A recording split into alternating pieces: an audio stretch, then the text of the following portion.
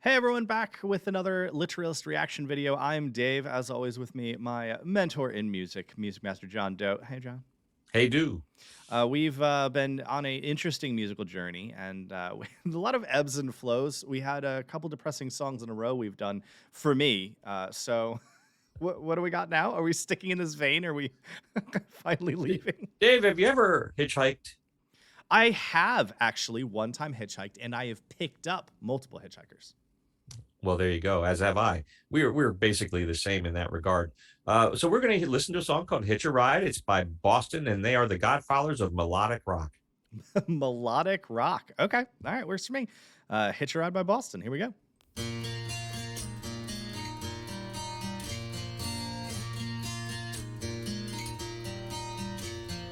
This night in New York City, smoke like water runs inside. Feel out of the trees to pity every living thing that's died. Gonna hitch a ride, head for the other side. Leave it all behind, never change my mind. Gonna sail away, sunlight's another day. Freedom on my mind, carry me away for the last time. Oh yeah.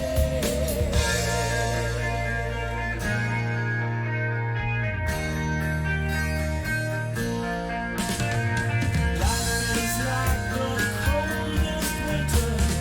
People freeze, the tears I cry. What the hell our minds are into?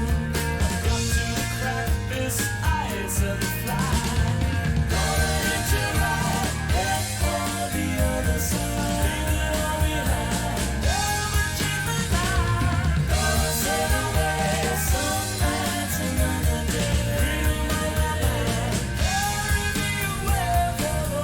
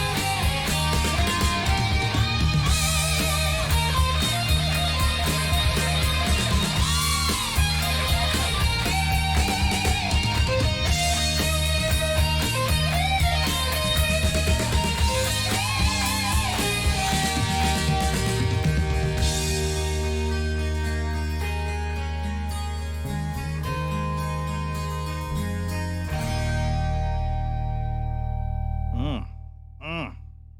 That was good. That is my hot take of that. I don't know a ton about Boston outside of more than a feeling. Yeah. which I think is probably one of the most well-known songs of all time, just in general, let alone a Boston song. So great song. I have no idea if this is right or not, but I don't think this song's about hitchhiking. What do you think it's about? I think this song is about suicide. No way. Yeah. I mean, I'm not saying no way because I have some knowledge. I don't. Well, okay, so here's my theory. And you know me, love some of my theories. All right, let's hear Straight it. crackpot. Okay, so I quickly pulled up the lyrics here. Yeah. And when it first started, I thought it was already very interesting imagery, right? Day is night in New York City. Smoke like water runs inside.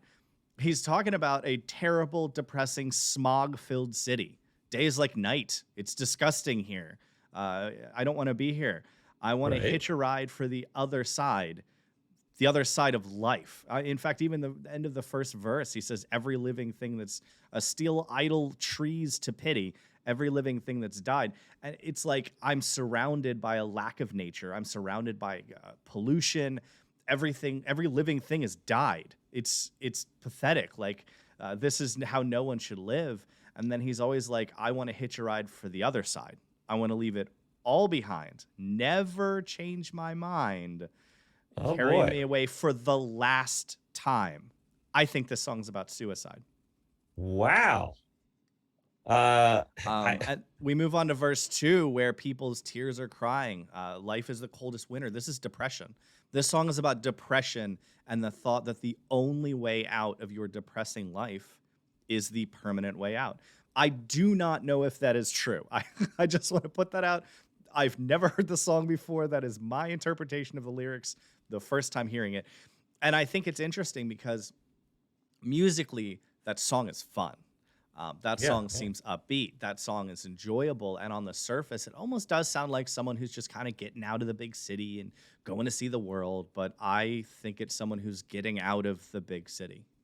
Like permanently. Yeah, permanently. So Well, I don't know if it's true, but that's my big old theory, John. I haven't found anything to either confirm or go against what you've said. Sure. Um, I would not argue this opinion hard. It's not even an Yeah. opinion. It's a mild theory. I guess it's what shocks me here is that well, the song was written by Tom Scholz, okay? The singer of Boston just recently, in the last 10 years, killed himself. Like 30 years after that song came out. So I don't see where he was like, first of all, the singer didn't write the song. He didn't write the lyrics. He just sang them, and I don't see a direct connection, but I do find it interesting that you think the song, might be about suicide and the lead singer eventually killed himself. I don't know if I'd place a strong connection on something that happened 30 years later.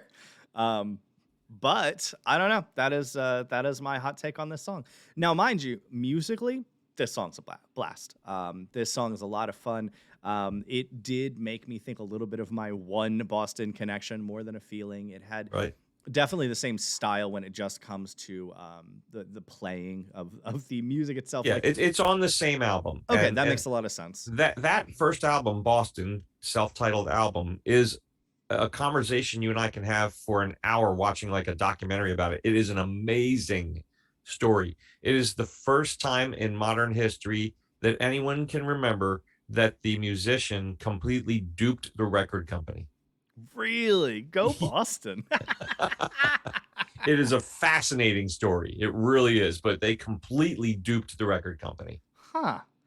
Good on them. Yeah, and I don't think it's ever been done since, and I don't think it could ever be done since. Well, they probably all learned. It's probably like, record exec 101 now. Make Yeah. sure you read the story and don't let it happen. Well, you know again. what? You're right. It's probably record exec 101. However, can you deny the results? No, it was incredible. Like, I have now heard, I guess, 2 songs off that album, and both of them are amazing. I would put them on the top of the bee's knees section of my playlist for sure. Well, another little interesting thing, and I guess we'll call it a day on this one, but almost every instrument on that track was played by the songwriter, Tom Scholz. Wow, man, these people, I'm so impressed. I'm blown away by a mixture of both the natural raw talent as well as the amount of hours they put in to master the instruments to play everything that well. It's incredible. Yeah, definitely is. Folks, Boston, it's not the deepest of wells. You know, they have 2 albums, which I think there isn't a bad track on. Their first 2 albums, not a single bad song on at all. And then they did nothing for a decade. Wow. All right. That's And the that's famous here, record company said, dude, you're running out of time. We have a 3-album deal. Okay. Did they put out a remastered album of all their other tracks? And then No, they put out a 3rd album eventually, and it surprisingly was one of their biggest pop hits was on that album. So they certainly cashed in on it. But to me, I haven't heard the entire 3rd album, but to me, everything I've heard on it doesn't even hold a candle to the first 2 albums. All right. Well, I will happily listen to more Boston. There you go. Leave your recommendations in the comments section. Be sure you like the video. And hey, why not subscribe? All the good kids are doing it. That's a lie.